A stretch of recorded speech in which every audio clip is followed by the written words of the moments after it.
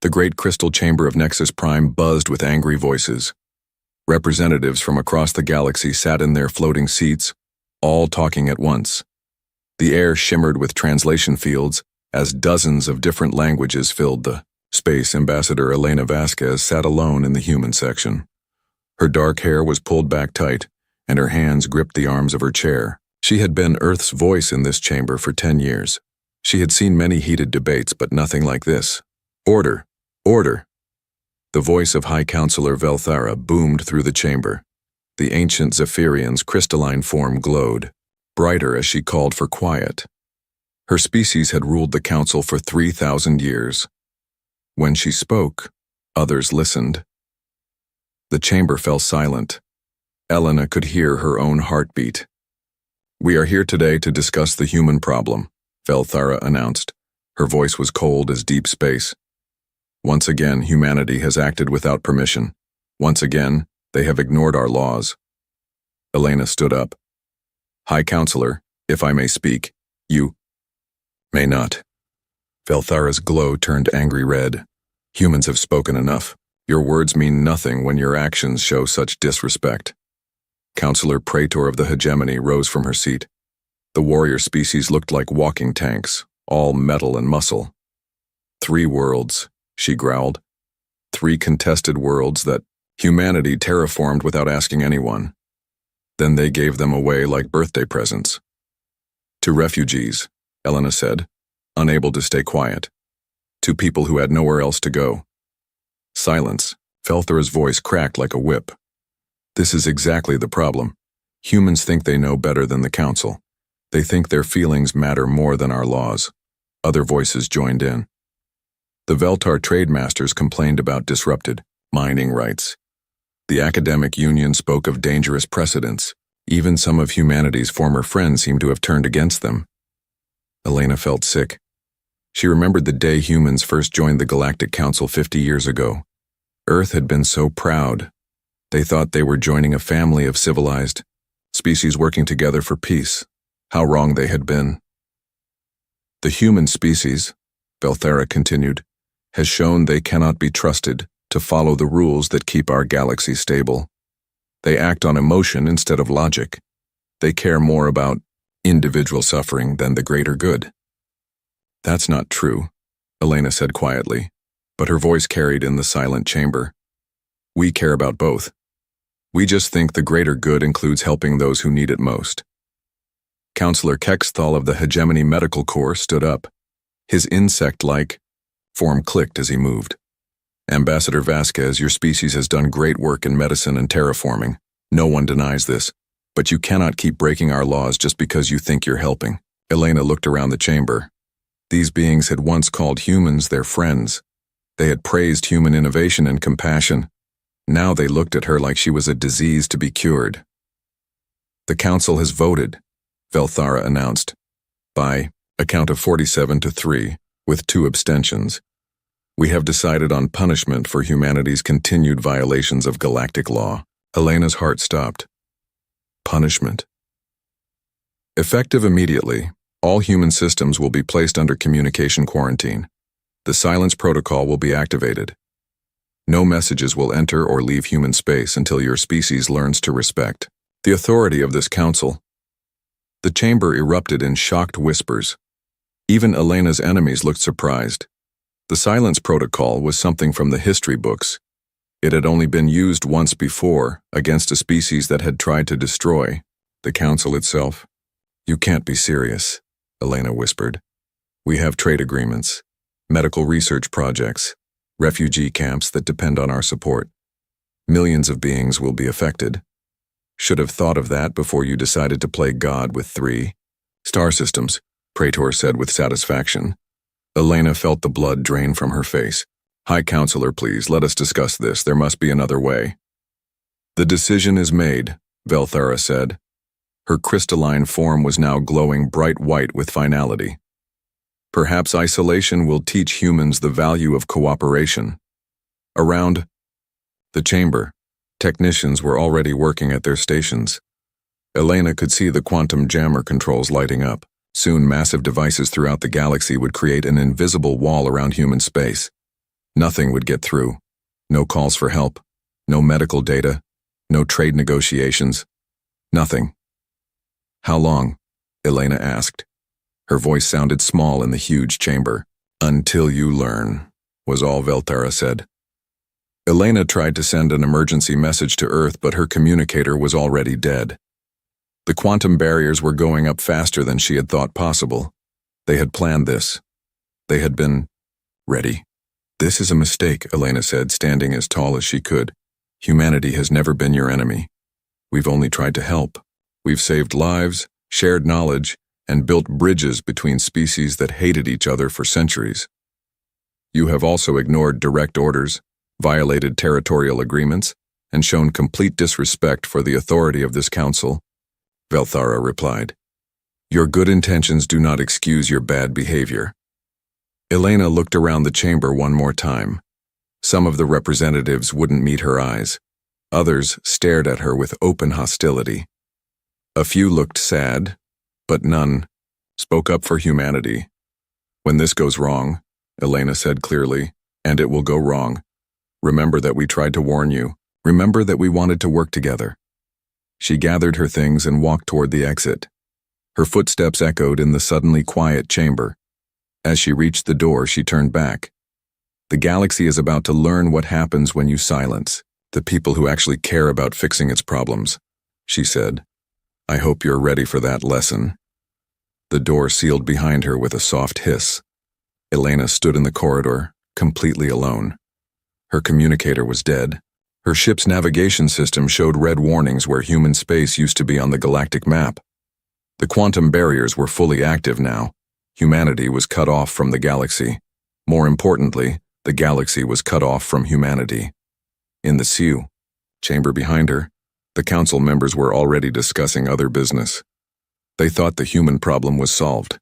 They thought a few months of isolation would bring the stubborn species to heel. They had no idea what they had just done. Elena walked slowly to her ship, knowing it would be the last time she ever set foot on Nexus Prime.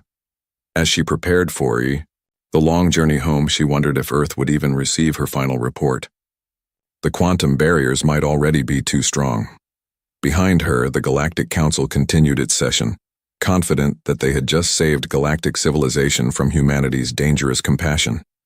They had no way of knowing that they had instead just signed their own death warrant. The silence was about to begin, and with it the end of everything they thought they knew about how the galaxy worked. The first sign of trouble came 6 hours after the quantum barriers went up. Trademaster Zilkoth was reviewing shipping reports in his office on Veltar Prime when his assistant burst through the door. The young Veltar's spots were flashing. Panic colors. Master Zilkoth, we have a problem. A big problem. Zilkoth looked up from his datapad with annoyance. What is it now? Another delayed shipment from the Outer Rim? No, sir. It's the exotic matter shipments from the Terra sector. They've all stopped. Every single one. The datapad slipped from Zilkoth's fingers. That's impossible. We have contracts, automated systems. The mining stations run themselves. His assistant handed him a report. The numbers made Zilkoth's blood run cold. 40% of their exotic matter came from human-controlled space. 40% of the material that powered faster-than-light travel across the galaxy. How long before our reserves run out? Zilkoth asked quietly. 3 weeks, sir. Maybe less if the transport ships keep running their normal schedules. Zilkoth stared at the report. Without exotic matter, ships couldn't jump between star systems. Without ships, the Veltar trading empire would collapse in a matter of days. The entire galactic economy would follow soon after. Get me the council emergency line, he said. Sir, the council is in session. They don't take calls during now. While Zilkoth was discovering the first crack in the galactic economy, Dr. Kexthal was facing a different kind of crisis 200 light-years away. The medical station orbiting Sanctuary 7th started having problems at exactly 1437 Galactic Standard Time. The life support systems began showing error messages that no one had ever seen before. Dr. Kexthal stood in the main control room, watching red warning lights flash across every screen. His medical team was gathered around him, all talking at once, The atmospheric processors are failing, reported his chief engineer. The backup systems won't activate. What about the emergency protocols? Kexthal asked. They're asking for an authorization code, a code that's supposed to come from human databases. Kexthal felt his heart skip a beat. The medical station had been built with human technology. Their atmospheric processors, their gravity generators, even their waste recycling systems were all based on human designs, and those systems needed regular updates and maintenance codes that came from Earth. How long before the air becomes unbreathable? We asked. Maybe 6 hours, sir. The station has 3,000 patients.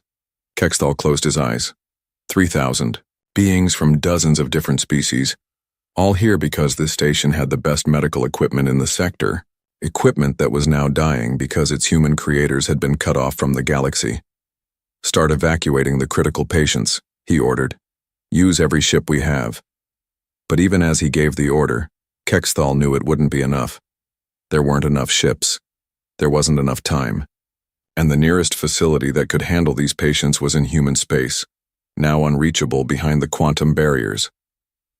The situation got worse when Dr. Kexthal remembered the Crimson Plague. The disease had been spreading through the outer rim for 6 months. It killed quickly and horribly, and no one had been able to find a cure. No one except the humans.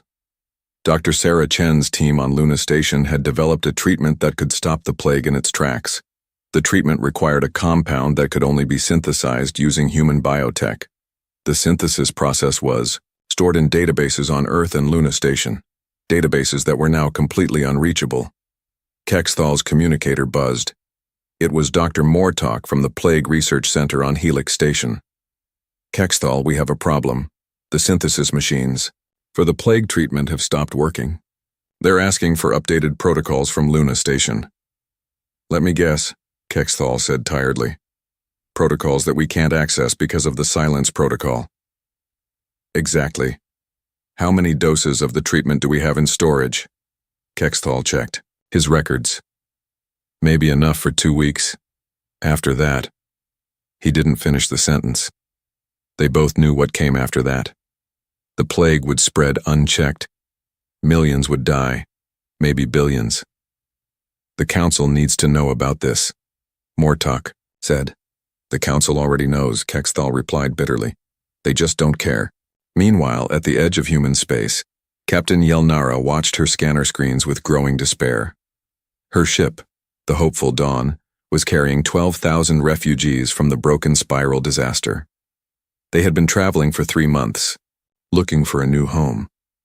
The humans had promised them sanctuary. They had worlds ready, with terraformed atmospheres and prepared colonies. All the refugees had to do was reach the border of human space. But now that border was sealed by quantum barriers. The automated beacon that was supposed to guide them to safety was silent. No one answered their distress calls.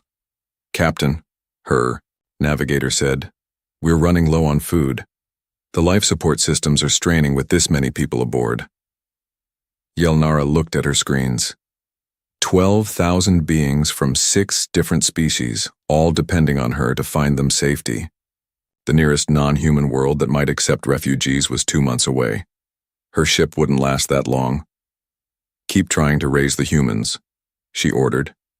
Maybe the quantum barriers have weak spots. But she knew it was hopeless. The barriers were designed by the same species that had built most of the galaxy's communications networks. There would be no weak spots. Behind her on the bridge, her communications officer was trying every frequency he could think of. The only response was silence. By the end of the first day, emergency reports were flooding in from across the galaxy. Transport ships were stranded without navigation updates from human-controlled relay stations. Medical facilities were shutting down as their equipment failed without regular maintenance protocols. Research projects involving human scientists had gone completely dark. The Veltar Consortium called an emergency board meeting. 3 of their major shipping routes had become completely unusable without access to human-controlled space stations. Their stock prices were already falling. The Galactic Health Authority issued its first crisis alert in 50 years. Without access to human medical databases and research facilities, they could no longer guarantee treatment for dozens of diseases. Even the Council's own security forces were feeling the impact. Many of their weapons and defense systems used targeting algorithms developed by human programmers. Those algorithms needed regular updates to stay effective against new threats. High Counselor Velthara received the first crisis reports in her private chambers. She read them with growing unease, but she didn't change her mind. Humanity needed to learn that actions had consequences. The humans will give in, she told her advisors. A few days of isolation, and they'll be begging to return to proper galactic society. But as the reports kept coming in, as the list of failing systems grew longer and longer, Velthara began to realize that she might have made a mistake. The galaxy hadn't just cut off humanity, they had cut off their own life support systems, and the humans, sitting in silence behind their quantum barriers, were the only ones who knew how to fix them. The first day of the Silence Protocol ended with emergency meetings happening in government buildings across the galaxy. Trade routes were collapsing, medical facilities were failing, refugee ships were stranded, and somewhere behind the quantum barriers, humanity was learning that the galaxy had just handed them the greatest gift they could have imagined: complete freedom from the rules that had held them back for 50 years. The Council had wanted to teach humanity a lesson about consequences. They were about to learn that lesson themselves. Dr. Sarah Chen stood in the Emergency Command Center on Luna Station, watching data streams flow across dozens of screens. Earth's best minds were gathered around the central table, and the mood was surprisingly calm for people who had just been cut off from galactic civilization. "Status report," she said to the room. Admiral Rebecca Torres, head of Earth's Colonial Defense Force, spoke first. "All quantum barriers are active and holding. We're completely cut off from Council space. No, communications in or out. Trade routes, asked Secretary of Commerce Williams, severed. But our internal supply chains are holding steady. The colonies are more self-sufficient than the Council probably realized." Dr. Chen nodded. "Medical facilities?" Dr. James Park looked up from his tablet. "All human medical stations are operating. Normally. We've got 3 months of plague treatment in storage, and our synthesis labs can make more if needed." "The refugees?" Chen asked. Admiral Torres pulled up a star map. 12 ships stranded at our borders. About 15,000 beings total. They've been calling for help, but the quantum barriers are blocking everything. Dr. Chen was quiet for a moment. Around the table, the leaders of humanity waited for her to speak. As the head of the Colonial Science Council, she had become Earth's unofficial leader during this crisis. "It's time," she said finally. Admiral Torres smiled. "You're sure about this?" "The Council just gave us the best gift they could have. Complete freedom from their rules." Chen stood up and activated the room's main holographic display.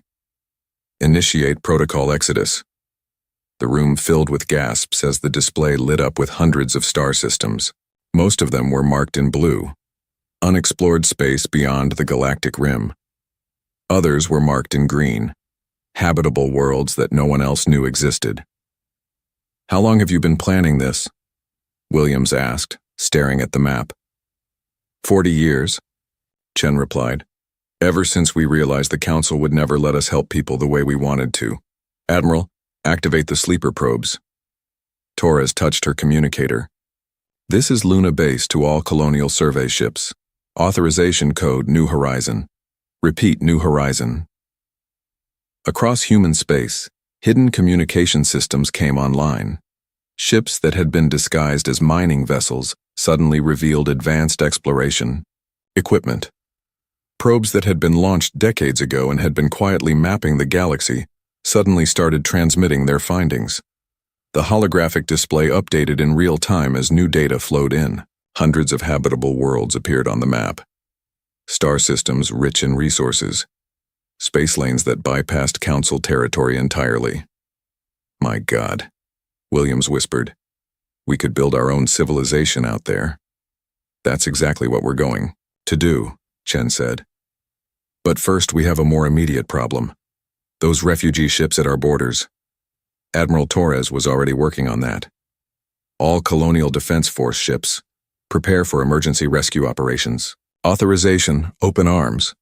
Dr. Chen turned to her communications team. Can we punch a message through the quantum barriers? Not directly, but we have those old explorer ships near the barriers. They're small enough to slip through if they shut down all their systems. Do it. Get word to those refugee ships. Tell them we're coming. While Earth's leadership was mobilizing their secret fleet, the refugees aboard the hopeful Dawn were facing their darkest hour.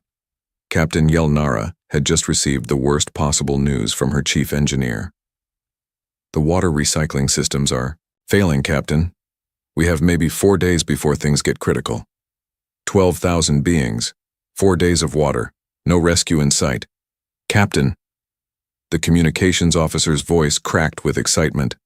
I'm getting something on the emergency frequency. It's faint, but on the bridge speakers, a human voice came through the static. Refugee vessel Hopeful Dawn, this is Lieutenant Commander Jackson aboard the UES Pathfinder. We see you out there. Help is coming. Yelnara felt her knees go weak with relief. Human ship, this is Captain Yelnara. How did you get through the barriers? We're small and we're running dark. The barriers can't track what they can't see. We've got a colonial fleet inbound to your position. Estimated arrival in 18 hours. Thank you, Yelnara whispered. Thank you so much. Thank us later, Captain.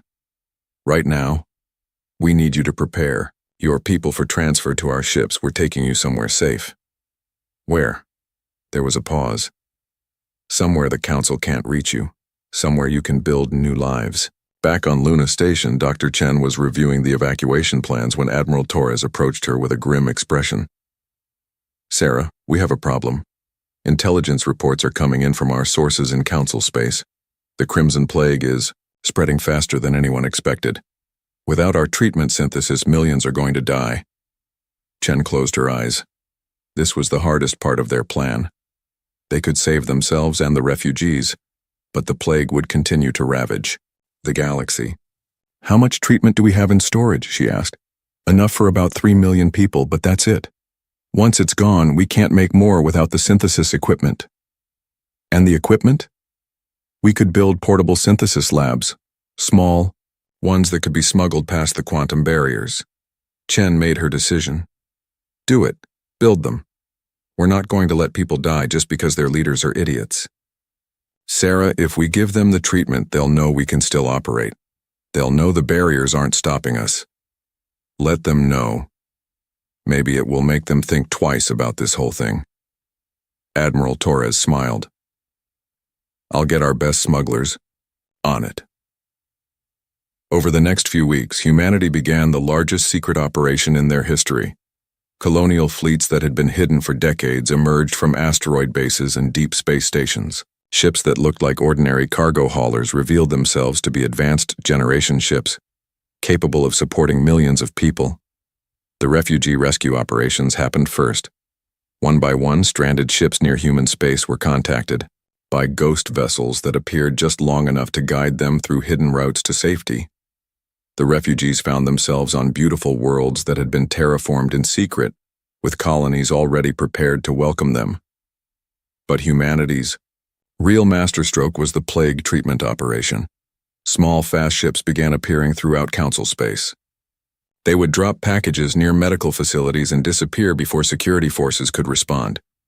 Each package contained enough portable synthesis equipment and instructions to treat thousands of plague victims. Dr. Kexthal was working late in his laboratory when security informed him about a mysterious package left outside his facility. Inside, he found equipment he'd never seen before, along with detailed instructions in perfect galactic standard. The treatment synthesis process you need, the note read. Use it to save lives. When you run out of raw materials, leave a list of what you need at these coordinates. Someone will make sure you get them. A friend who believes medicine should not be political. Kexthal stared at the equipment. It was clearly human technology, but far more advanced than anything he'd seen before. With this, he could produce enough plague treatment for his entire sector. Similar packages appeared at medical facilities across the galaxy. Each one came with the same message. Medicine should not be political. The Council's intelligence services went crazy trying to track down the source of the equipment, but the humans had learned from 40 years of Council surveillance. Their new ships used technology that was completely undetectable by Council sensors. Meanwhile, the Great Exodus was beginning in earnest. Human colonies throughout Council space started packing up and leaving. Not all at once, that would have been too obvious, but gradually, quietly, millions of humans began disappearing. They took their knowledge with them. They took their compassion. They took their willingness to help anyone who needed it. And they left behind empty worlds that had once been centers of innovation and cooperation. High Counselor Velthara received the first reports 3 weeks after the barriers went up. Entire human colonies were simply gone. Not destroyed, just empty. Their facilities were still running, their automated systems still functioning, but the people were nowhere to be found. "Where did they go?" she demanded. Her intelligence chief, a nervous Veltar named Kixran, shuffled his reports. "We don't know, High Counselor. Our sensors can't track ships through the quantum barriers. They could be anywhere."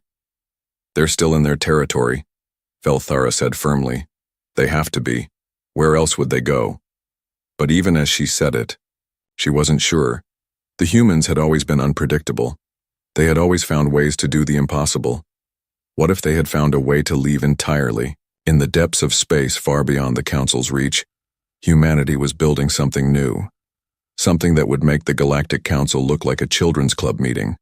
They were building hope, and they were taking everyone who wanted to come with them. The emergency session of the Galactic Council was the largest gathering in 50 years. Representatives from every major species sat in the crystal chamber, but the mood was very different from 6 months ago. Instead of anger and satisfaction, the air buzzed with fear and desperation. High Counselor Velthara looked older than her 3,000 years. Her crystalline form had lost its bright glow and taken on a dull, tired shine. The reports scattered across her desk told a story of galactic civilization slowly falling apart. "The Veltar Consortium has officially collapsed," announced Trade Minister Zilkoth. His spots were flashing panic colors so fast they looked like a strobe light. 17 sectors are without regular trade routes.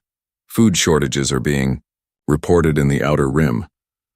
Counselor Praetor of the Hegemony stood up, her massive armored form clanking with each movement. "My forces can't maintain order without working weapons.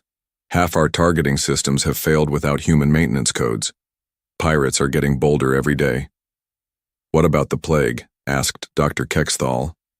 "Still spreading," reported Medical Authority Chief Mortok.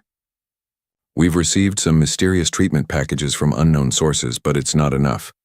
We need the full synthesis protocols that only the humans have." Velthara listened to the reports with growing horror. Everything was falling apart, and it was all connected to one simple fact. The galaxy needed humanity far more than humanity needed the galaxy. "What about the refugee situation?" she asked. Intelligence Chief Kixran shuffled nervously through his papers. "That's complicated, High Counselor." "Explain." "The refugee ships that were stranded at human borders 6 months ago, they've disappeared." The chamber fell silent. "Disappeared how?" Velthara asked carefully. "Our sensors show no signs of destruction, no debris, no distress signals. They were there one day and gone the next." "That's impossible. Those ships were carrying 15,000 beings. You can't just hide 15,000 refugees. Unless," Praetor said slowly, "someone helped them disappear." The implications hit everyone at the same time. If the humans were somehow getting past the quantum barriers, if they were still operating outside Council space, then the entire silence protocol was meaningless. "Run a full sensor sweep of human space," Velthara ordered. "I want to know exactly what's happening behind those barriers." The results came back 3 hours later, and they were more terrifying than anyone had expected. "High Counselor," Kixran's voice was barely a whisper. "The human colonies, most of them are empty." Velthara felt her crystalline heart skip. "Empty how?" "Empty as in no one lives there anymore. The cities are still there. The power plants are still running. The automated systems are all functioning perfectly, but the people are gone." The chamber erupted in panicked voices. Representatives from dozens of species all started talking at once, demanding answers that no one had. "How many people?" Velthara's voice cut through the noise like a laser. Kixran checked his reports with shaking hands. Preliminary estimates suggest that about 60% of the human population has vanished from their traditional territories. 60%? Prater's voice was deadly quiet. That's over 8 billion beings. Where did they go? Demanded Councillor Rextar of the Mining Guild. You can't just move 8 billion people without someone noticing. Actually, said Dr. Kexthal thoughtfully, you could. If you had enough ships, enough preparation, and if you didn't care about council regulations anymore. The horrible truth was starting to dawn on them. The humans hadn't been suffering in silence behind the quantum barriers. They had been planning, preparing, and when the council locked them away, they had simply left. Send a probe through the barriers, Velthera ordered. I want eyes on their core worlds. High Counselor, that would be a violation of the silence protocol. If we send probes in, we'd have to lower the barriers. Do it. The probe launched from Nexus Prime 3 hours later. It was a small, fast scout ship designed to slip through the quantum barriers and return with detailed sensor readings of human space. What it found was worse than anyone had imagined. Earth was still there. Luna Station was still operational. The major human colonies were all functioning normally, but they were running on automatic systems. The population of each world had dropped to maybe 10% of what it used to be. The remaining humans weren't hiding or suffering. They were maintaining essential systems and caring for the refugees who had been abandoned when the barriers went up. They looked busy, but not desperate. Most disturbing of all, the probe detected massive construction projects in the outer system. Shipbuilding facilities that hadn't been there 6 months ago. Industrial platforms that looked like they were designed for deep space operations. They're not planning to come back, Prater said, staring at the probe data. They're building ships to leave permanently. Velthara felt her world crumbling around her. Send a message to Earth. Tell them we want to negotiate. High Counselor, the barriers. Lower them now. The quantum barriers that had surrounded human space for 6 months finally came down with a soft, harmonic hum that echoed across the galaxy. For the first time since the Silence Protocol began, the communication channels between Earth and the rest of the galaxy were open. Velthara sent her message immediately. To the government of Earth, the Galactic Council requests immediate negotiations to resolve the current crisis. We are prepared to discuss modifications to our previous decisions. The response came back 8 hours later. It was not from any government official. It was not from Ambassador Elena Vasquez. It was from someone nobody in the Council had ever heard of. To High Counselor Velthera and the Galactic Council, this is Dr. Sarah Chen speaking for the Human Colonial Collective. We received your message. We are not interested in negotiations. The council chamber erupted in chaos. Not interested? Velthera could barely speak. But the crisis, the plague, the economic collapse. Dr. Chen's reply was calm and measured. Those are your problems now. You created them when you decided that politics was more important than helping people. We tried to work within your system for 50 years. You taught us that cooperation with the council is impossible. The refugees need treatment for the plague, Dr. Kexthal sent urgently. We've been providing treatment, came the reply. Anonymous packages delivered to medical facilities throughout council space. We will continue to provide medical aid to anyone who needs it, regardless of their government's policies. Prater tried a different approach. Our security forces need the maintenance codes for our weapons systems. Your weapons are designed to enforce laws we fundamentally disagree with. We will not help you maintain them. The truth was, finally, clear. Humanity wasn't negotiating because they didn't need to negotiate. They had everything they required to survive and thrive, and they were sharing it freely with anyone who wanted to join them. The Council, on the other hand, was slowly dying without human knowledge, human innovation, and human compassion. What do you want? Velthara asked desperately. We want to be left alone, Dr. Chen replied. We want to help people without asking permission from committees that care more about rules than lives. We want to build something better than what you've created here. And if we refuse to leave you alone, There was a long pause before Dr. Chen's final message. "Hi, Counselor. You've been trying to control us for 6 months. How has that worked out for you?" The communication channel went silent. When the Council tried to send more messages, they bounced back with a simple automated response. The Human Colonial Collective is no longer accepting communications from Galactic Council sources. Velthara stared at the dead communication panel in horror. Humanity had just told the most powerful government in galactic history to go away, and there was absolutely nothing the Council could do about it. Around the chamber, representatives were already starting to leave. Some were heading home to deal with failing infrastructure. Others were trying to find ways to contact the humans directly, outside of official channels. A few of the younger representatives were asking the question that terrified Velthara most. If the humans can build their own civilization, what do we need the Council for? The Galactic Council had wanted to teach humanity about consequences. Instead, they had taught the galaxy that there was an alternative to the Council's way of doing things, and that alternative was looking better every day. The message arrived on every communication frequency in the galaxy at exactly noon, Galactic Standard Time. It broadcast simultaneously from thousands of hidden transmitters that appeared briefly, delivered their payload, and vanished before anyone could trace them. High Counselor Velthara was in her private chambers when her aide burst in with the emergency alert. "High Counselor, you need to see this. It's broadcasting everywhere." The holographic display activated, showing a simple image. The Earth's moon, with its familiar human colonies clearly visible. But something was wrong. The cities were there. The space stations were operational, but they looked empty. Then a voice began to speak. It was calm, measured, and absolutely final. "To the beings of the galaxy, this is Dr. Sarah Chen, speaking for humanity." Velthara felt her crystal heart freeze. The entire galaxy was listening to this message. Every world, every ship, every space station would hear what humanity had to say. 8 months ago, the Galactic Council decided that our species was too dangerous to participate in galactic civilization. They cut us off from all communication, believing that isolation would teach us to follow their rules without question. The image changed to show the refugee ships that had been stranded at human borders, then their successful rescue and relocation to beautiful new worlds. They were wrong about many things. They were wrong when they thought we needed them more than they needed us. They were wrong when they thought their laws were more important than saving lives. But they were right about one thing.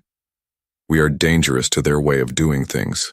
The display showed images of the plague treatment packages being delivered throughout Council space, of failing infrastructure being quietly maintained by human systems, of refugee camps being cared for by automated systems that humans had left behind.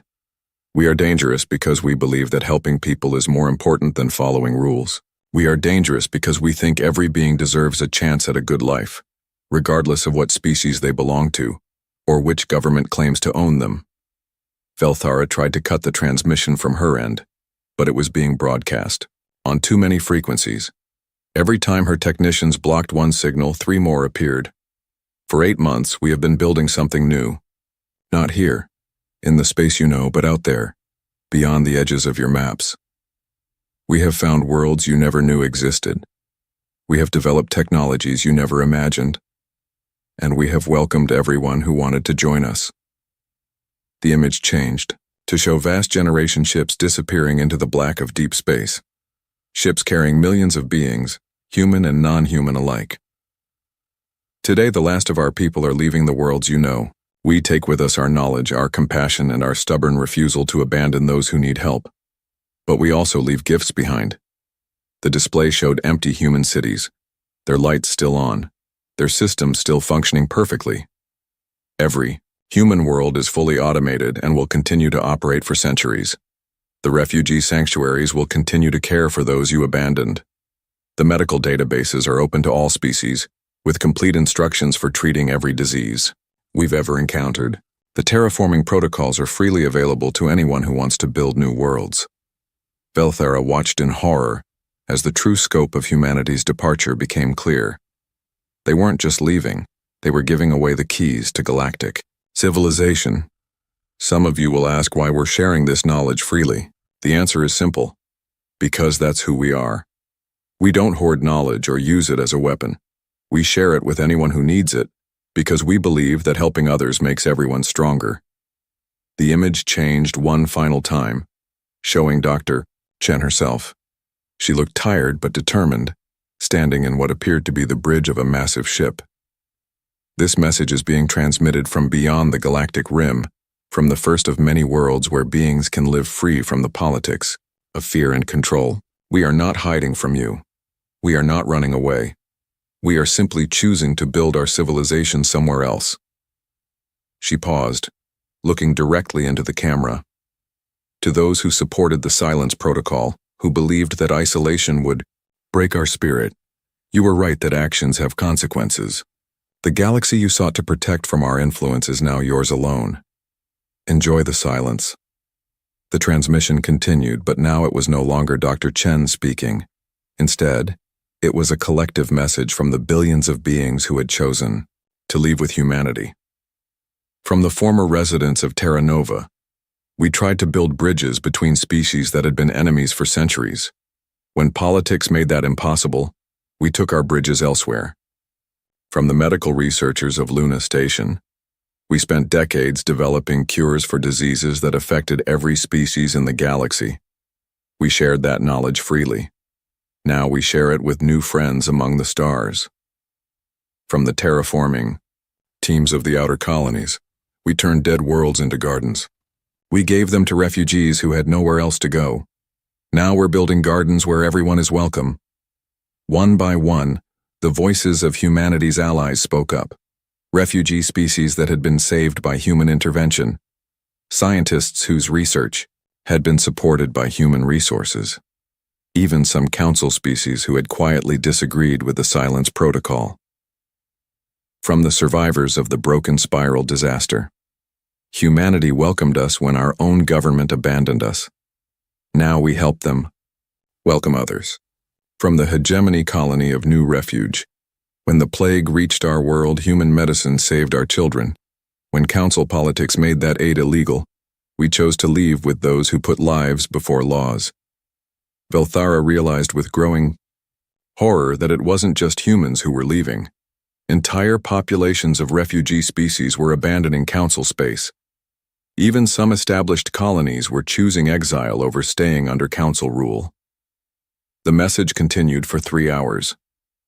Story after story of beings who had been helped by humanity, who had chosen to join their exodus rather than remain in a galaxy governed by the council's cold logic.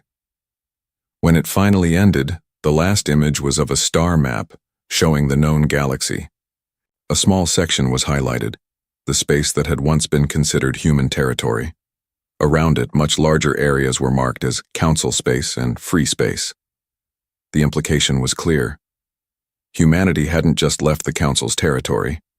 They had established their own civilization, one that was already larger and more welcoming than what they'd left behind. In the aftermath of the message, chaos erupted across the galaxy.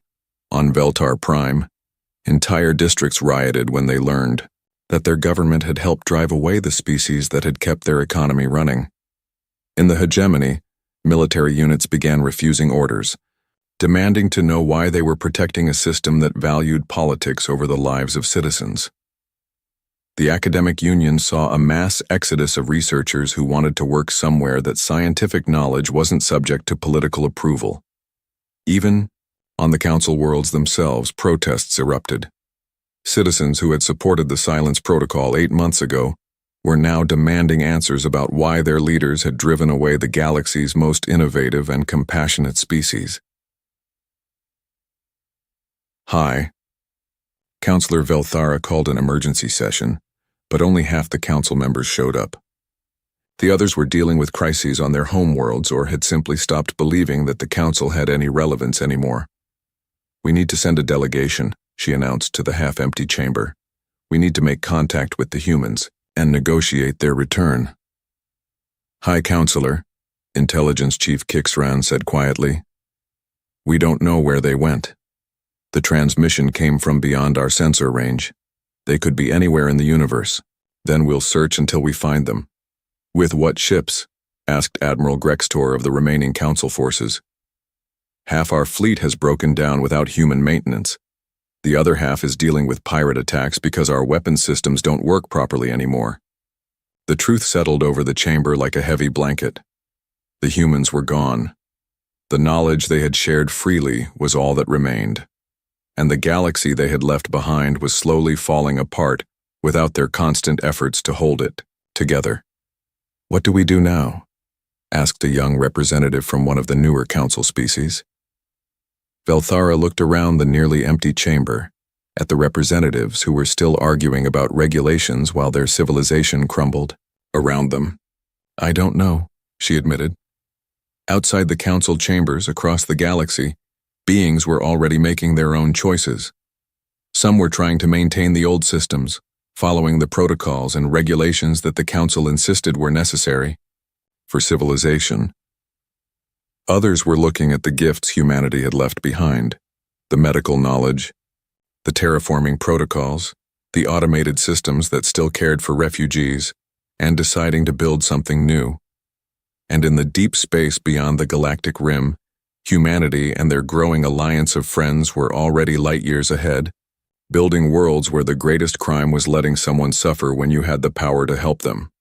The Galactic Council had wanted to teach humanity about consequences. In the end, they had learned the lesson themselves. When you drive away, the people who actually care about making the galaxy a better place, all you're left with is the politics on to be. Captain John Miller stood frozen on the bridge of the Earth Defense Fleet vessel Defiant.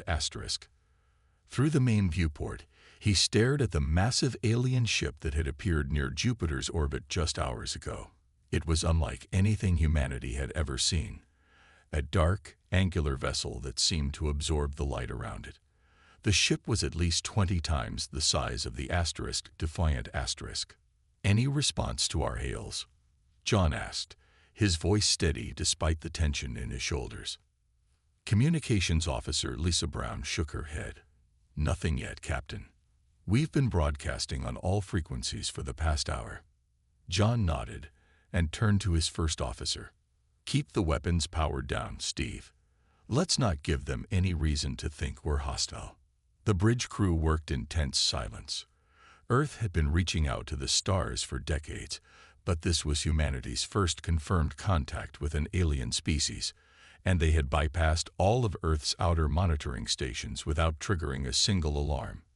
Suddenly, the main screen flickered to life. The image showed a reptilian being with iridescent scales and vertical pupils. When it spoke, its voice was translated by the ship's computer into flat, emotionless English. "I am Commander Zorik of the Kilari Imperium. Your species has been noticed." John stepped forward. "I'm Captain John Miller of Earth. We welcome peaceful contact with." The alien cut him off. "The Kilari Imperium has ruled this sector for 10,000 years. We have evaluated countless emerging species. Some become tributaries. Some become test subjects. Some are deemed unworthy of continued existence." The bridge grew silent. John felt a chill run down his spine. "Earth has been selected for evaluation," Zorik continued. "You will provide tribute within one standard lunar cycle. The tribute will consist of 20% of your rare Earth elements, samples of all your technological achievements, and 1,000 human specimens for biological assessment." "That's not a request we can agree to," John replied, trying to keep his voice diplomatic. "Perhaps we could discuss a peaceful exchange off." "This is not a negotiation," Zorik said. "It is notification. Fail to comply, and we will take what we require by force. Your species' survival beyond that point will be optional." The communication ended abruptly, leaving the bridge in stunned silence. 3 days later, the United Earth Government Emergency Council gathered in their chamber beneath New York City. Fleet Admiral Susan Clark stood before the assembled representatives, her gray hair pulled back tightly, her uniform crisp. "The alien vessel remains in Jupiter orbit," she reported. "Our analysis suggests their technology is far beyond ours. Their hull material alone would take us centuries to develop." President William Carter leaned forward. "What options do we have?" Admiral. Limited ones, sir. We can attempt to comply with some of their demands to buy time. Or we can prepare for a fight we'll almost certainly lose. Dr. Alan Porter cleared his throat. The physicist looked out of place among the military and government officials, his rumpled appearance contrasting with their formal attire. There might be a third option. All eyes turned to him. I've been analyzing the sensor readings from the Defiant asterisk. Alan continued. The Kilari ship gives off unusual quantum fluctuations.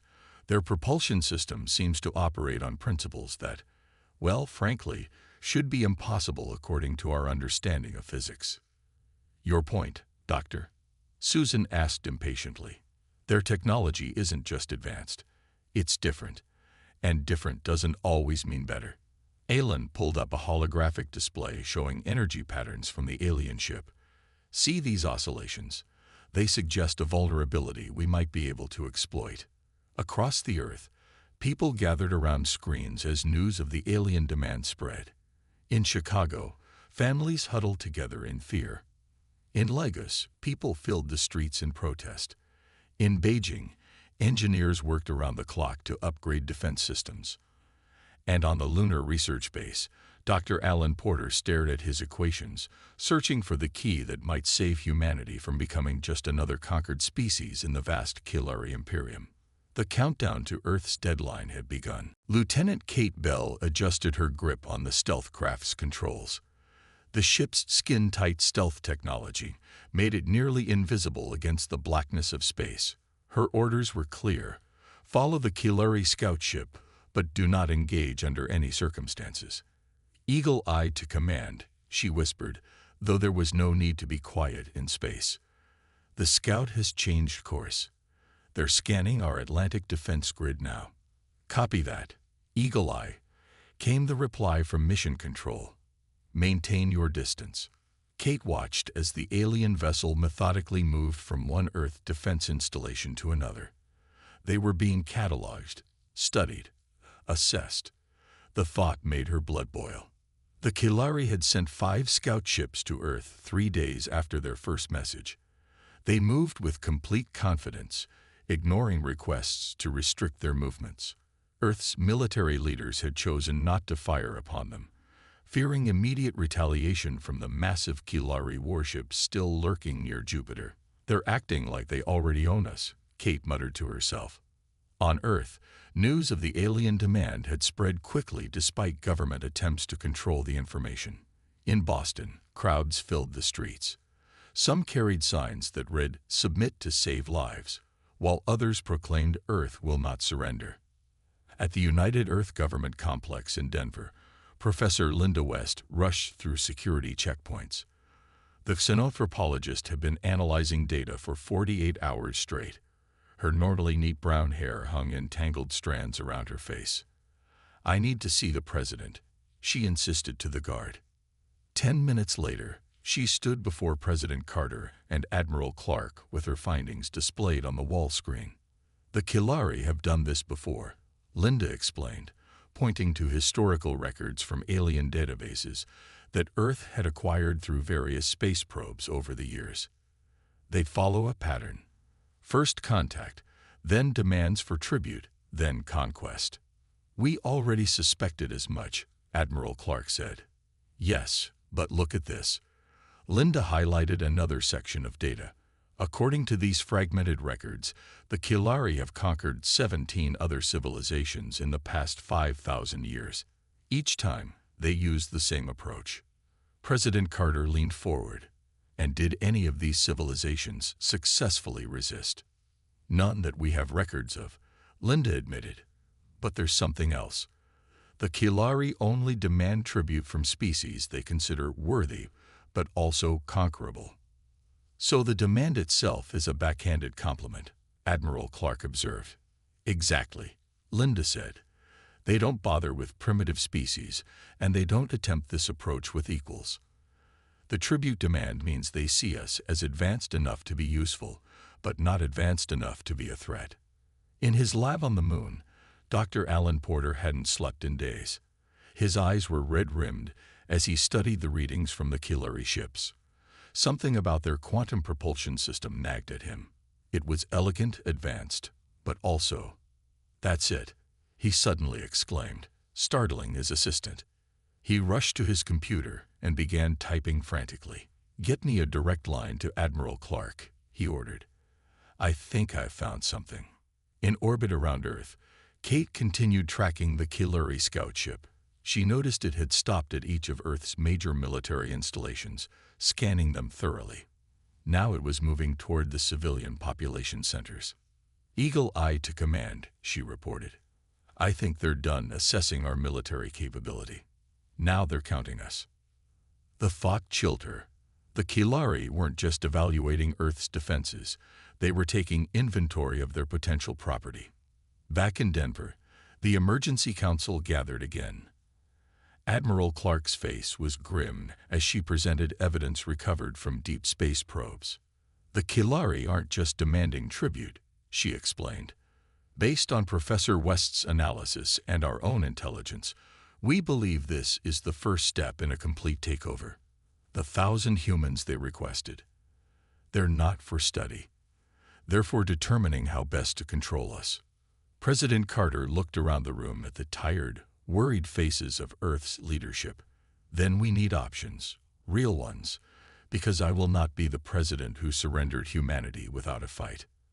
As if in answer to his words, his aide rushed in with an urgent message from the Lunar Research Base. The United Earth Government's underground complex in Denver buzzed with tension. Leaders from every major nation sat around the large round table. Security personnel lined the walls. The room fell silent as President Carter entered, followed by Admiral Clark and Dr. Alan Porter. "Ladies and gentlemen," the president began, "we have 17 days until the Kilari deadline. Today we must decide. Do we submit or do we fight?" Admiral Clark stepped forward. Her face looked tired, but her eyes were sharp and determined. "Our intelligence confirms the Kilari have used this tribute tactic successfully on 17 other civilizations," she said. "Once a species submits, they are slowly stripped of resources and reduced to slave labor. No tributary civilization has ever regained its independence." Murmurs filled the room. A representative from India stood up. "But if we fight, how many will die?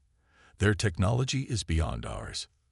"Perhaps not as far beyond as we thought," President Carter said. "Dr. Porter has made a discovery." "Doctor?"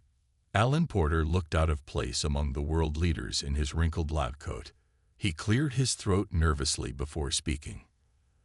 "The Kiluri ships use a quantum propulsion system unlike anything we've seen before," he explained, using the simplest terms he could find.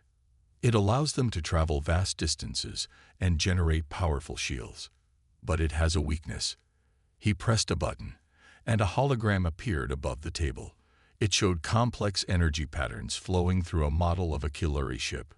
"Their quantum field relies on perfect harmony," Alan continued. "If we can disrupt that harmony with a precisely calibrated pulse, we can temporarily disable their systems." "Temporarily?" asked the Russian president. "For how long?" "Based on our models, maybe 15 minutes, Alan replied. "But in those 15 minutes, they would be vulnerable." Admiral Clark took over. "We've developed a plan. A small, focused counterattack that would demonstrate our capabilities without triggering a full-scale invasion. A warning shot, if you will." The room erupted into argument. Some leaders demanded immediate surrender to save lives. Others called for a full military strike, while the Kilari might still be vulnerable. The debate raged for hours. Finally, President Carter raised his hand for silence. "I've listened to all your views," he said. "This is not a decision I make lightly. The lives of every person on Earth hang in the balance." He stood tall, his face resolute. "Throughout human history, we have faced those who would enslave us or destroy us. And time after time, we have chosen freedom, even at great cost. I will not be the leader who surrenders humanity's future without a fight." He turned to Admiral Clark. "Prepare your operation. We will show the Kilari that humans do not bow to threats." After the meeting, Captain John Miller of the Defiant was called to a smaller room with Admiral Clark, Dr. Porter, Lieutenant Kate Bell, and a muscular man he didn't recognize. Captain Miller, Admiral Clark said, "Meet Eric Jones, Special Forces. The four of you will be the core team for Operation Thunderclap." "What exactly is Operation Thunderclap?" John asked. "A demonstration," Admiral Clark replied. "The Kilari believe we are weak, that we will submit rather than risk destruction. We're going to change their minds." Dr. Porter spread out technical diagrams on the table. "We'll need to modify Earth's orbital defense grid to emit the quantum disruption pulse. It will only work at close range, so we need to lure their ships into position." Lieutenant Bell leaned forward. "That's where my squadron comes in. We'll execute a series of maneuvers that appear to be attacking their scout ships, but actually guide them into the target zone." Eric Jones spoke next, his voice low and steady. "Meanwhile, my team will infiltrate the Kilari scout ship that landed in Australia 3 days ago. We've been observing it, and we believe we can place disruption devices aboard." John looked at the plans, then at the determined faces around him. "This is incredibly risky. If it fails, we're no worse off than surrendering," Admiral Clark said. "But if it works, we show the Kilari and the entire galaxy that humanity will not be easily conquered." Outside the complex, the sun set on a world holding its breath, waiting to see if humanity would bow or stand against the stars. Dr. Alan Porter's fingers flew across the keyboard as he adjusted the settings on Earth's defensive grid. For years, the grid of satellites had been designed to detect and track objects approaching Earth. Now, he was reprogramming them to do something much more aggressive. "How's it coming?"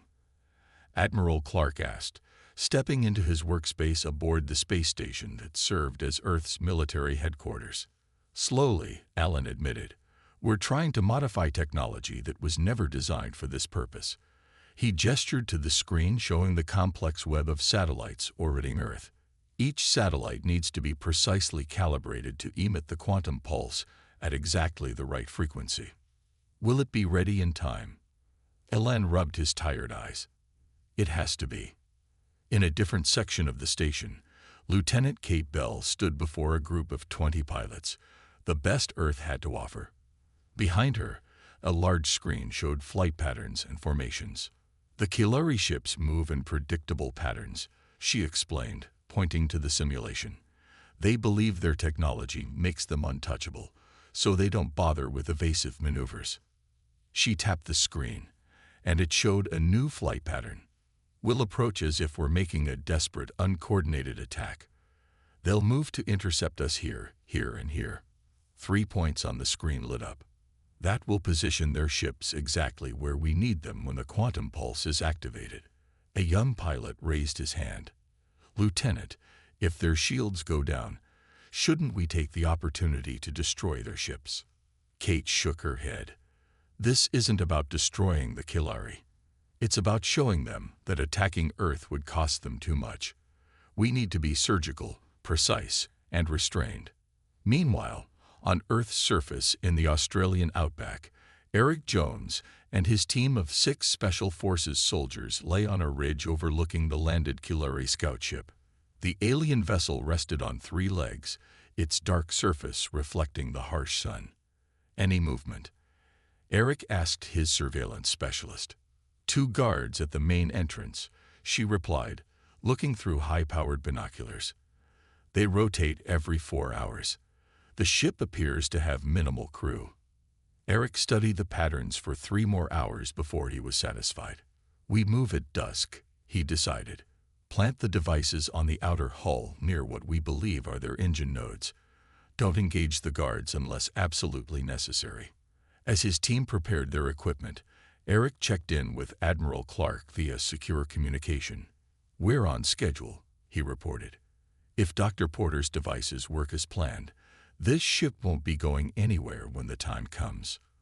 Aboard the Defiant, Captain John Miller reviewed the tactical plan with his crew. The ship had been positioned in Earth orbit, appearing to be on routine patrol. When Operation Thunderclap begins, we'll move to these coordinates, he told his navigation officer, pointing to a spot that would place them behind the largest concentration of Kilari scout ships. The element of surprise will be crucial. His weapons officer looked concerned. Sir, even with their shields down, their armor is still far superior to anything we have. John nodded. We don't need to destroy them. We just need to demonstrate that we can hurt them. There's a difference between an easy conquest and a costly one. Our job is to ensure the Kilari understand that Earth will not be easy. In orbit above Earth, Admiral Clark's fleet moved into position, disguising their maneuvers as regular patrol routes. Each ship carried enhanced weapons designed by Dr. Porter's team to maximize damage during the brief window when the Kilari shields would be down. All pieces are in place, Admiral Clark told President Carter during their secure evening briefing. The defensive grid modifications are at 82% completion. Lieutenant Bell's pilots are trained. Captain Miller's fleet is positioned. And Eric Jones reports his team will place the disruption devices tonight. President Carter looked at the detailed plans one more time. And if this fails, then we fight anyway, Admiral Clark replied simply. But this gives us our best chance. As night fell across Earth, billions of people went about their lives, most unaware of the desperate plan being put into motion to save them from becoming just another conquered species in the vast galaxy. The United Nations Hall in New York City was packed with representatives from every nation on Earth. News cameras broadcast to billions of people worldwide. The mood was tense. Only 24 hours remained before the Kilari deadline. President Carter walked slowly to the podium. His face showed the weight of many sleepless nights, but his eyes were clear and determined. The room fell silent as he prepared to speak. People of Earth, he began, his voice steady. For thousands of years, humanity has looked to the stars and wondered if we were alone. 1 week ago, we received our answer when the Kilari Imperium arrived in our solar system. Screens around the world showed his face as he continued. The Kilari have demanded we submit to them. They want our resources. They want our technology. And they want 1,000 human beings to take as specimens. He paused, letting the words sink in. Throughout human history, we have faced those who would enslave us, those who believe might makes right, those who see others as merely tools to be used and discarded. And throughout our history, brave men and women have stood up and said, no. The president's voice grew stronger. We did not climb from the caves to the stars only to bow before the first show of force. We did not survive ice ages, plagues, and our own destructive tendencies only to surrender our future at the first demand. In orbit around Jupiter, Commander Zorik of the Kilari watched the broadcast with amusement. The human leader's words were being transmitted on all frequencies, including those monitored by Kilari ships. Such defiance was typical of species about to be conquered. It meant nothing. 2,000 years ago, President Carter continued, a small group of human warriors faced a vastly larger force. Their leader was told to lay down his weapons. His response was simple: come and take them. The president looked directly into the camera. To the Kilari Imperium, our answer is equally simple. Humanity does not give tribute. We extend one opportunity for peaceful relations as equals. If this is rejected, we will demonstrate why humanity has survived against all odds. Commander Zorik's amusement turned to anger. This was not the typical response of a species facing Kilari might. Most begged for mercy or offered more than was demanded in hopes of being spared. Move our main vessel closer to the human homeworld, he ordered his crew. Prepare a disciplinary strike on an uninhabited area. They need to understand their situation. Back on Earth, Admiral Clark watched satellite feeds as the massive Kilari warship changed course, moving from Jupiter toward Earth. They took the bait, she said to her officers. They're responding exactly as Professor West predicted, with a show of force. Dr. Porter looked up from his computer. The defense grid modifications are complete. All satellites are calibrated and ready. Lieutenant Bell, is your squadron prepared? Admiral Clark asked through her communication link. "Yes, Admiral," came the reply. "My pilots know exactly what to do." "Captain Miller, is the fleet in position?" "Yes, Admiral," John replied from the bridge of the Defiant Asterisk. "All ships are in formation, weapons hot, but powered down to avoid detection." "And Eric Jones?" "Devices planted on the Australian scout ship," came the quiet reply. "We're in position to activate them on your command." Admiral Clark nodded, satisfied. She turned to President Carter, who had returned from his address and now stood with the military leadership. "Mr. President, the Kilari are moving toward Earth. They'll likely make a demonstration strike to frighten us into compliance." "And we're ready for them?" he asked. "Yes, sir. Operation Thunderclap can commence as soon as they make their move." Around the world, people waited anxiously. Some prayed. Some held loved ones close. Some stood alone, looking up at the sky where, invisible to the naked eye, humanity's fate hung in the balance. In space, the massive Kilari warship continued its approach, surrounded by its scout vessels. Commander Zorik studied the blue planet growing larger on his view screen. Their leader's speech was impressive. He told his second-in-command, "Perhaps we'll keep him alive long enough to see his people kneel before us. It's always satisfying to watch the defiant ones break." Little did he know that in just a few hours, it would not be humanity that would be shocked into submission. The deadline arrived. In Earth's military command center, Admiral Clark and President Carter watched the main screen as the huge Kilari warship entered Earth orbit. It dwarfed the International Space Station as it passed by, making the once impressive human achievement look like a child's toy. "They're broadcasting on all frequencies," a communications officer announced. Commander Zorik's reptilian face appeared on the screen. "Your deadline has expired," he said coldly. "Your leader's speech was noted. Our response follows." The screen changed to show a small, uninhabited island in the Pacific Ocean. A beam of intense light shot down from the Kilari ship. When it struck the island, the entire landmass erupted in flames. In seconds, the island was gone, leaving only steam rising from the ocean. "That was a demonstration," Zorik's voice continued. "Your weapons cannot harm us. Your defenses cannot stop us. You have one final chance to submit before we target a populated area." Admiral Clark looked at President Carter, who nodded grimly. "Begin Operation Thunderclap," the Admiral ordered. Across Earth's orbit, Lieutenant Kate Bell and her squadron of 20 fighters launched from their hidden positions. "Remember the plan," Kate told her pilots through the comm system. "Approach fast, appear disorganized, make them think this is a desperate last stand." The small Earth fighters streaked toward the Kilari vessels. From the outside, they appeared to be flying in chaotic patterns, like angry bees swarming around much larger predators. Commander Zorik watched with amusement. "The humans send toys against us," he told his crew. "Intercept and destroy them. Show them the futility of resistance." 5 Kilari scout ships moved to engage the human fighters. Just as Lieutenant Bell had predicted, they formed a standard Kilari attack pattern, positioning themselves exactly where Earth needed them to be. "They're taking the bait," Kate reported to Admiral Clark. Moving to Phase 2.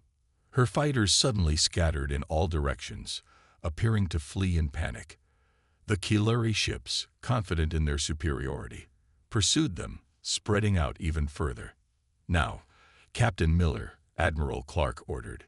The Defiant Asterisk and 10 other Earth warships suddenly appeared from behind Earth's moon, where they had been hiding. They moved quickly to cut off the Kilari scouts' retreat path. In the Australian outback, Eric Jones pressed a button on his remote device. "Disruptors activated," he reported. Aboard the Kilari scout ship that had landed in Australia, the crew suddenly found their controls non-responsive. The captain frantically tried to contact the main vessel, but their communications were dead. In his lunar laboratory, Dr. Porter watched the positioning of all ships on his screen. "The Kilari vessels are in position," he announced to Admiral Clark. "Quantum pulse ready on your command." Commander Zorik noticed the Earth warships too late. "What is this?" he demanded. "How do they hide from our sensors?" "Admiral, we're in position," Kate reported as her squadron completed its maneuvers, having successfully drawn the Killari scouts into the trap. "All Earth ships, shields at maximum," Admiral Clark ordered. Then she turned to Dr. Porter. "Activate the pulse." Dr. Porter pressed the activation key. Across Earth's orbit, hundreds of satellites simultaneously emitted a precisely calibrated quantum pulse. The pulse was invisible to the human eye, but its effect on the Killari ships was immediate and dramatic. The scout ships suddenly lost their eerie glow as their shields collapsed. The main Killari warship shuddered visibly in space. "What's happening?" Commander Zorik shouted as warning lights flashed across his command console. "How is this possible?" On the bridge of the Defiant Captain John Miller watched as the Killari ships drifted powerless. "All ships, target engines and weapon systems only," he ordered. "Precise strikes, minimal damage." Earth's warships opened fire. Their weapons, previously useless against Killari shields, now struck true. Precision beams hit the engine sections and weapons arrays of the Killari vessels. Lieutenant Bell led her squadron in tight formations around the disabled scout ships, targeting their propulsion systems with surgical precision. "This is impossible," Commander Zorik raged as his mighty warship drifted helplessly. "These primitives cannot have the technology to disrupt our quantum fields." Admiral Clark opened a channel to the Killari command ship. Her face appeared on Zorik's screen, calm and determined. "Commander Zorik," she said firmly, "this is humanity's reply to your demand for tribute." Commander Zorik stared at Admiral Clark's face on his U-screen. The human female looked so small, so fragile, yet somehow she had done the impossible. His mighty warship hung dead in space, its quantum drives disrupted by technology that should have been beyond human capability. "This is impossible," he hissed. "How did you?" "That's not important right now," Admiral Clark cut him off. "What matters is what happens next." Around the Killari main vessel, Earth ships moved into a perfect encirclement pattern. Their weapons remained trained on the disabled alien ship. "Our quantum pulse will wear off in approximately 12 minutes, Admiral Clark continued. "When it does, your ships will regain power. What you do then will determine whether this becomes a war or a new beginning." On the bridge of the Defiant Captain John Miller watched the Killari scout ships drifting helplessly. His weapons officer kept the targeting systems locked on their engine sections. "Lieutenant Bell, status report," John called through the comm. "All fighter squadrons in position, Captain," Kate replied. Her voice was tense but controlled. "No casualties on our side. Minimal damage to Killari vessels, as ordered." In the Australian outback, Eric Jones and his team monitored the grounded Killari scout ship. The alien crew had attempted to exit the vessel but retreated inside when they saw the human forces surrounding them. "Ground team secure," Eric reported to Admiral Clark. "The scout ship crew is contained." Dr. Porter's voice came through on the command channel. "Admiral, the quantum disruption will begin to fade in approximately 10 minutes. We won't be able to generate another pulse of this magnitude for at least 6 hours." Admiral Clark nodded. "Understood." She turned back to the communication screen, where Commander Zorik waited in barely contained fury. "In a few minutes, you'll have control of your ships again," she told him. "You have 2 options. You can continue this fight, a fight you now know will cost you dearly. Or you can accept that humanity will not be conquered or forced to pay tribute." Across Earth, billions of people watched the confrontation on their screens. News satellites captured images of the disabled Killari fleet surrounded by the much smaller but now clearly effective Earth vessels. In the United Earth Government Emergency Chamber, President Carter spoke to the gathered world leaders. For the first time in recorded galactic history, a Killari tribute demand has been answered with successful resistance. Professor Linda West leaned forward eagerly. "This changes everything. The Killari built their empire on the assumption that less advanced species couldn't hurt them.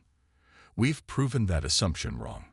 Aboard the Kilari command ship, Zorik conferred with his officers. Their proud faces showed confusion, and for the first time, fear. How did they disrupt our quantum fields? His chief engineer asked. It should be impossible with their level of technology. They must have gotten lucky. Another officer suggested. A random pulse that happened to match our frequency. Zorik shook his head. No, this was planned. Precise. They knew exactly what they were doing. He looked at the tactical display, showing his ships surrounded by Earth vessels. And if they can do it once. He turned back to the communication screen. Admiral Clark, he said, his voice now carefully controlled. It seems we have underestimated your species. A common mistake, Admiral Clark replied. One we hope you won't repeat. When our systems restore, we will withdraw to discuss this development with the Imperial Council. Admiral Clark's expression remained neutral. You're welcome to leave our solar system. But first, we have terms. Zorik's eyes narrowed. Terms. You will acknowledge that Earth is not subject to tribute demands. You will recognize humanity as a sovereign species with full rights, and you will release all data on other species you have subjugated. You dare to make demands of the Kilari Imperium. Zorik growled. Admiral Clark smiled slightly. We're not making demands. We're offering an opportunity for peaceful relations between equals, or we can demonstrate our capabilities again, perhaps more permanently next time. On Earth and in space, humans held their breath as they waited for the Kilari response. The future of humanity hung in the balance of this moment. Finally, Zorik spoke. We will consider your terms. In the command center, President Carter allowed himself a small smile. It wasn't complete victory, but it was something no other species had achieved against the Kilari. Respect. 3 weeks after Operation Thunderclap, the United Nations Hall in New York City was filled again. This time, standing at the podium beside President Carter was a figure that made history. Commander Zorik of the Kilari Imperium. The reptilian leader looked less imposing now. He wore simple diplomatic robes instead of his battle armor. 2 human guards stood nearby, but they were there more for show than necessity. After the events in Earth orbit, Zorik had agreed to come to Earth as a diplomatic prisoner while negotiations continued. For 10,000 years, Zorik told the assembly, his translator converting his hissing speech to clear English, the Kilari Imperium has used the tribute system to test emerging species. Those who submit become our servants. Those who resist are crushed. He paused, his vertical pupils scanning the room. Never before has a tribute species not only refused but managed to defeat a Kilari force. Murmurs spread through the hall. On screens across Earth, billions watched this historic moment. The quantum pulse technology you used against our ships was impressive, Zorik continued. The Imperial Council has reviewed the events and reached a decision. The room fell silent as everyone waited for his next words. The Kilari Imperium formally recognizes Earth as a sovereign world with full rights. No tribute will be demanded. Cheers erupted in the hall and in public squares around the world. President Carter raised his hand for silence. And the other species under Kilari control? He asked. Zorik's scales rippled in what humans had learned was a sign of discomfort. The Council has agreed to reconsider our relationships with tributary worlds. It wasn't a complete victory, but it was a start. Later that day, in a private meeting room, the core team behind Operation Thunderclap gathered with President Carter and Commander Zorik. I still don't understand how you did it, Zorik admitted, looking at Dr. Porter. Our quantum field technology should have been beyond your comprehension. Alan smiled slightly. We think differently than the Kilari. Where you saw perfect harmony, we saw a pattern that could be disrupted. It's the human way, Lieutenant Bell added. We adapt. We find weaknesses. We survive. Indeed, Zorik said. The Imperial Council is most disturbed by this quality. Captain Miller leaned forward. They should be. But they should also see it as an opportunity. Imagine what humanity and the Kilari could accomplish as allies rather than enemies. Zorik's head tilted in consideration. An interesting concept. It has been thousands of years since the Kilari considered any species as equals. 1 month later, an unexpected signal came from deep space. 3 ships of unfamiliar design approached Earth's solar system. They moved cautiously, broadcasting messages of peace in multiple languages. Admiral Clark, Captain Miller, and the others gathered in the command center as the ships came into visual range. They were smaller than Kilari vessels, with organic-looking designs that suggested a completely different technology. "We're receiving a transmission," the communications officer announced. The main screen lit up to show a being with blue-tinted skin and large, sensitive eyes. "People of Earth," the alien said through a translation system. "I am Ambassador Neri of the Vela Confederation. News has spread across the galaxy of how you resisted the Kilari Imperium." The ambassador paused, seeming almost emotional. "My people have been Kilari tributaries for 800 years. The Ordeni for 300. The Tin for over 1,000. When we heard that humans had forced the Kilari to negotiate as equals."